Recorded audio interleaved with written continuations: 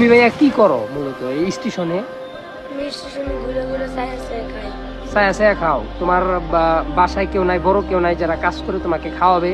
আমার ভাই আছে কিন্তু কাজ করে খাওয়ায় না। তুমি কিছু করতে পারো না ঘুরে ঘুরে না খাইয়া? পানি বেচছিলাম, আমার তো টাকা পয়সা আটায় লয়ে গেছে। পানি বেচছিল, টাকা হাতায় নিয়ে গেছে গা।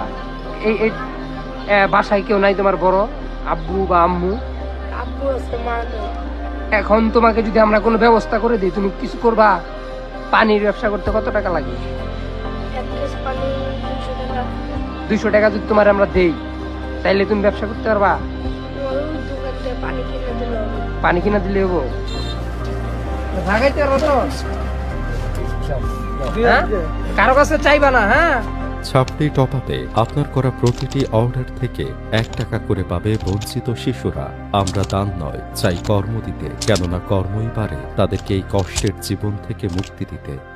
ছাপড়ি টপ আপ হোক নিশ্চিন্তে।